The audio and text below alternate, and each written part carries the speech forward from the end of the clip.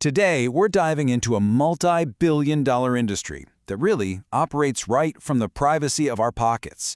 An industry that's completely changed how we think about sex and relationships and even ourselves. We are, of course, talking about pornography, and we're going to look at what the science says it's actually doing to our brains. You know, ever since porn moved from the top shelf of the corner store right into our smartphones, it's become ubiquitous. It's always there, it's cheap or free, and it's anonymous.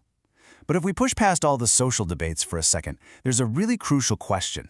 What does all that exposure to this super stimulus actually do to that 3-pound organ sitting inside our skulls? Let's get into the science. So, we're going to start with the hard science, because look, to really get a handle on the behavior, you have to understand the biology first. We've got to look at the brain's core wiring. Okay, so right here, this is pointing to the brain's command center for desire. It's called the frontostriatal network. You can think of it as the engine that drives you to seek out pleasure, right? Whether that's a great meal, or a promotion, or the thrill of something new.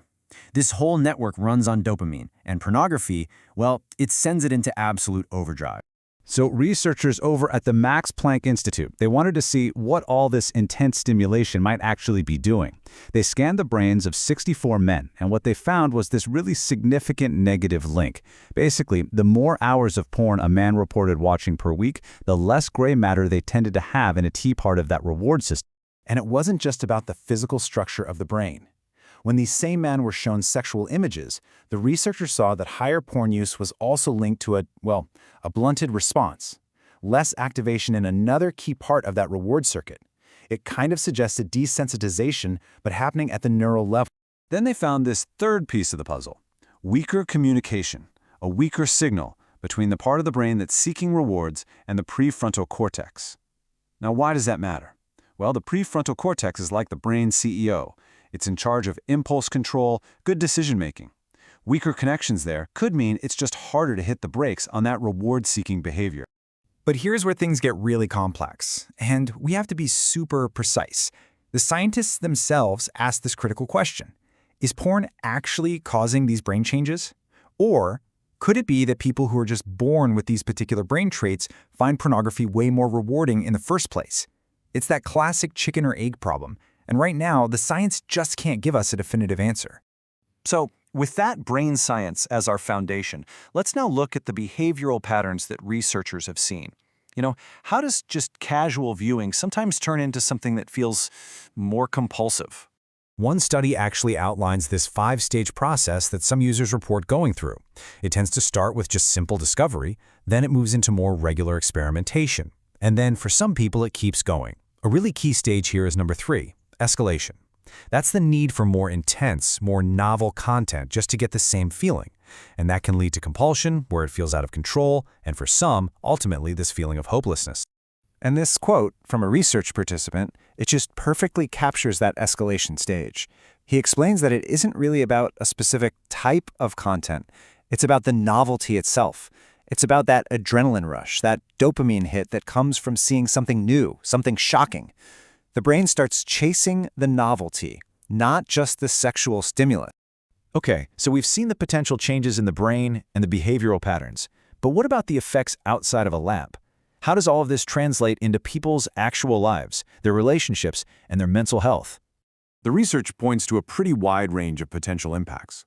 Problematic use is often linked with things like anxiety and depression, which can be fueled by feelings of shame and guilt. It can lead to social isolation, as more and more time online replaces real-world interaction. It can also create this huge disconnect between fantasy and reality, shaping totally unrealistic expectations about what sex and intimacy are supposed to be. And the impact on relationships, wow, it can be stark. One major longitudinal study found a really powerful correlation. They found that married Americans who started watching pornography were more than twice as likely to get divorced, compared to those who didn't. So the big takeaway here is that this isn't just a personal issue. It can have these huge, profound consequences for a family. Now, one of the most frequently talked about consequences is a very specific type of sexual dysfunction. It's called porn-induced erectile dysfunction, or PIDE for short. This is essentially where the brain becomes so conditioned to the super high-speed, high-novelty on-screen world of internet porn that it just has trouble responding to the much slower, normal stimulus of a real-life partner. The brain's wiring for arousal basically gets remapped to the screen. This quote from a 52-year-old man in a research study, it just makes that clinical definition devastatingly real. He describes what he thought was a totally harmless habit, only to discover in this moment of real intimacy that his body just wouldn't respond. It's that profound personal crisis that can trigger the realization that, wow, something is really wrong. So all of this obviously raises a vital question. If these changes are happening in the brain and in our behavior, are they permanent? I mean, is it even possible to recover, to sort of reset the system? The good news is, all the clinical literature and tons of personal stories offer some really helpful insights. See, the brain's ability to change, its neuroplasticity, it's not a one-way street. It can be rewired. And that's the great news, right? Recovery is absolutely considered possible, but it's not some magic bullet. Treatment usually involves a whole bunch of different approaches. Things like cognitive behavioral therapy can help change those negative thought patterns. Support groups provide community and a sense of accountability.